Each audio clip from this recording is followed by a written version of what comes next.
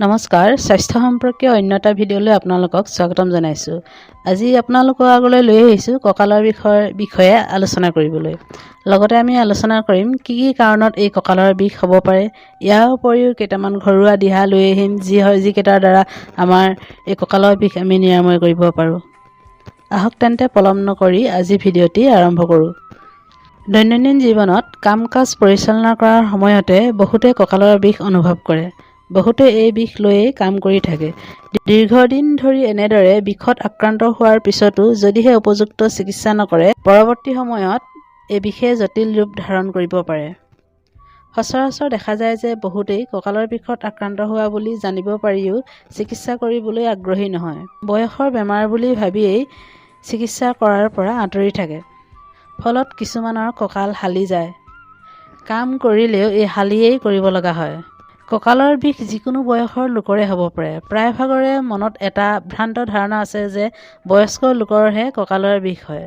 সাধাৰণতে 30 বছৰ পিছৰ পৰা এই ৰোগ বেছিকৈ হোৱা দেখা যায়। সাধাৰণতে যিসকল লোকে বেছিকৈ ঘূৰা-ফুৰা কৰে তেওঁলোকৰ এই ৰোগ বেছিকৈ হয়। দীৰ্ঘ সময় গাড়ী চলোৱা বা ভ্ৰমণলৈ যোৱা, দীৰ্ঘ দূৰত্ব খোজকাঢ়ি যোৱা আদি লোকৰ কঁকালৰ বিষ হোৱাৰ শংকা বেছি। তদুপৰি বেছি সময় বহি থাকিলেও এই সমস্যাই গা কৰি উঠিব পাৰে। পুৰুষ-মহিলা সকলোৱে এই ৰোগত আক্ৰান্ত হয়। অৱশ্যে অভিজ্ঞতাৰ পৰা এইটো ক'ব পাৰি যে পুৰুষ-মহিলাৰ ভিতৰত তুলনামূলকভাৱে পুৰুষসকল বেছিকৈ এই বিষত আক্ৰান্ত হোৱা দেখা যায়। এতিয়া জানো আহক কি কাৰণত এই কঁকালৰ বিষ হ'ব পাৰে। 1 নম্বৰতে হ'ল 80% লোকৰ কঁকালৰ বিষৰ অন্যতম কাৰণ হিচাপে দেখা যায় যে লাম্বাৰ স্পণ্ডাইলাইটিছ, এংকাইল'ছিং স্পণ্ডাইলাইটিছৰ বাবেও কঁকালৰ বিষ হয়। দ্বিতীয়তে হ'ল হাউলি কাম কৰিলে কঁকালৰ বিষ হয়। কিছুমান কাম অপ্ৰয়োজনীয়ভাৱে হাউলি কৰাৰ ফলত কঁকালত খামুচ মাৰি ধৰাৰ দৰে অনুভৱ হয়। ফলত এই খামুচ মাৰি ধৰাটোৱেই কঁকালৰ বিষলৈ পৰিৱৰ্তন হৈ পৰে। 3 নম্বৰতে হ'ল বেছি ওজন দাঙিলেও হঠাতে কঁকালৰ বিষ হোৱা দেখা যায়। 4 নম্বৰতে হ'ল আঘাতৰ বাবেও কঁকালৰ বিষ হোৱা দেখা যায়। বিশেষকৈ দুৰ্ঘটনাত পতিত হ'লে এনেধৰণৰ আঘাত হোৱাৰ ফলত তাৎক্ষণিকভাৱে অথবা পৰৱৰ্তী সময়ত কঁকালৰ বিষ হয়। 5 নম্বৰতে হ'ল স্লিপ ডিস্ক হ'লেও কঁকালৰ বিষ হ'ব পাৰে। 6 নম্বৰতে হ'ল কঁকালৰ বিষৰ অন্যতম কাৰণ কোষ্ঠকাঠিন্য। অৱশ্যে এই বিষয়ে বহুতেই জ্ঞাত নহয়। কোষ্ঠকাঠিন্য পেটৰ ৰোগ হ'লেও ইয়াৰ পৰোক্ষ প্ৰভাৱ পৰে কঁকালৰ ওপৰত। 7 নম্বৰতে হ'ল যদিহে মহিলাসকলৰ মাহেকীয়া অনিয়মীয়া হয় তেতিয়াহ'লে কঁকালৰ বিষ হোৱাৰ শংকা থাকে।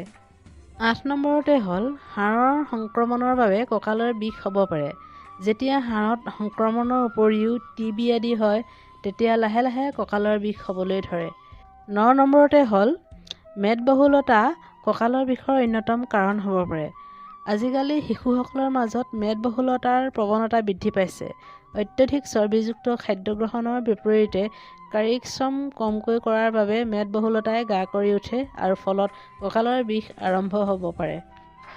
10 নম্বৰতে হ'ল হাড়ৰ গঠন অস্বাভাৱিক হ'লে কঁকালৰ বিষ হয়। কিছুমান হাড়ৰ জন্মগতভাৱে ত্ৰুটি থাকে। এনে ত্ৰুটিৰ ফলত বিষ হোৱা দেখা যায়।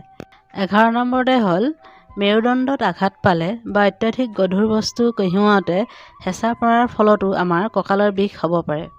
12 নম্বৰতে হ'ল চকীত বহু সময় একেৰাহে বহি কাম কৰি থাকিলে বা বহু সময় একে লেঠাৰিৰে থিয় হৈ থাকিলেও আমাৰ কঁকালৰ বিষ হ'ব পাৰে। 13 নম্বৰতে হ'ল কিডনীত পাথৰ হ'লেও আমাৰ কঁকালৰ বিষ হ'ব পাৰে। 14 নম্বৰতে হ'ল ৰাজহাড় ইনফেকশ্যন যেনে ৰাজহাড় টিউবাৰকুলোচিছ আদি ৰোগত আক্ৰান্ত হ'লেও আমাৰ কঁকালৰ বিষ হ'ব পাৰে। এতিয়া জানো আহক কঁকাল বিষৰ পৰা উপশম পাবলৈ সহজতে পোৱা কেইটামান ঘৰুৱা দিহা। 1 নম্বৰতে হ'ল নহৰু। নহৰুৰ বিষ নিৰাময়ৰ বাবে এক উত্তম ঔষধ। কেইফুটামান নহৰু আপোনালোকে তেলৰ লগত গৰম কৰি ল'ব। তাৰ পাছতে ঠাণ্ডা হোৱাৰ পাছত এই তেলেৰে আপোনালোকে বিষ হোৱা ঠাইত লাহে লাহে সানি দিব। এনেধৰণে সানি দিলে আপোনালোকে কঁকাল বিষৰ পৰা যথেষ্ট উপশম লাভ কৰিব। 2 নম্বৰ বিধানটো হ'ল পিপলি আৰু আদা আপোনালোকে সম পৰিমাণে মিহলি কৰি লৈ গৰম পানীৰ লগত মিক্স কৰি নিতৌ এচামুচ কৰি খাব। এনেধৰণে খালেও আপোনালোকে কঁকাল বিষৰ পৰা উপশম লাভ কৰিব। 3 নম্বৰ বিধানটো হ'ল হালধি। 2টামান ইলাচি ভাঙি গৰম গাখীৰৰ লগত মিলাই ল'ব। ইয়াৰ লগত এচিকুট হালধি মিলাব।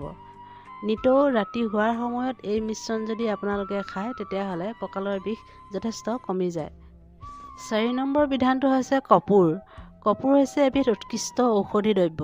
কেইটুকুৰামান কপোৰ নাৰিকল তেলত 3 পৰা 5 মিনিট উতলাই ঠাণ্ডা হোৱাৰ পাছত এটা বটলত ভৰাই ৰাখিব আৰু এই তেলেৰে ৰাতি শোৱাৰ সময়ত নিতৌ যদি আপোনালোকে অলপ অলপকৈ লাহে লাহে সানি থয় তেতিয়াহ'লেও আপোনালোকৰ কঁকালৰ বিষ যথেষ্ট কমি যাব। 5 নম্বৰতে হ'ল অশ্বগন্ধা। অশ্বগন্ধাই ৰক্তবাহী নলীবোৰ প্ৰসাৰণ কৰি তেজ চলাচল হোৱাত সহায় কৰে। গৰম গাখীৰৰ লগত এচামুচ অশ্বগন্ধা মিলাই ৰাতি শোৱাৰ সময়ত আপোনালোকে খাব। এনেধৰণে খালেও আপোনালোকৰ কঁকালৰ বিষৰ পৰা যথেষ্ট উপশম লাভ কৰিব। ইয়াৰ উপৰিও কঁকালৰ বিষ নহ'বৰ বাবে আমি কিছুমান সাৱধানতা মানি চলাটো অতি জৰুৰী। যেনে শৰীৰত যাতে অত্যাধিক মেদ সৃষ্টি নহয় তাৰ বাবে আমি সজাগ থকা উচিত। ইয়াৰ উপৰিও বহুতে কম্পিউটাৰত কাম কৰোঁতে বা গাড়ী চলাওঁতে ৰাজহাড় পোনকৈ বহিব লাগে। বেছি আৰামদায়ক বিচনা আৰু ওখ গাৰু আমি এইবিলাক ত্যাগ কৰা উচিত। ইয়াৰ উপৰিও নিয়মিত যোগ অভ্যাস কৰি আপোনালোকে কঁকালৰ ৰোগ প্ৰতিৰোধ কৰিব পাৰে। অভিজ্ঞ যোগ চিকিৎসকৰ পৰা পৰামৰ্শ লৈ নিয়মিতভাৱে পুৱা গধূলি আমি কিছুমান যোগাসন কৰিব পাৰোঁ।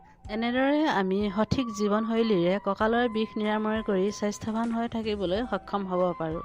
আজিলৈ ভিডিঅ'টি ইমানতে সামৰণি মাৰিছোঁ। এনেধৰণৰ নতুন নতুন ভিডিঅ' পাই থাকিবলৈ আপোনালোকে চেনেলটি ছাবস্ক্ৰাইব কৰিব। যদিহে ভিডিঅ'টি ভাল লাগিছে তেনেহ'লে লাইক কৰিব আৰু কমেণ্ট কৰিব আৰু আপোনালোকৰ বন্ধুবৰ্গলৈ শ্বেয়াৰ কৰিব। ধন্যবাদ।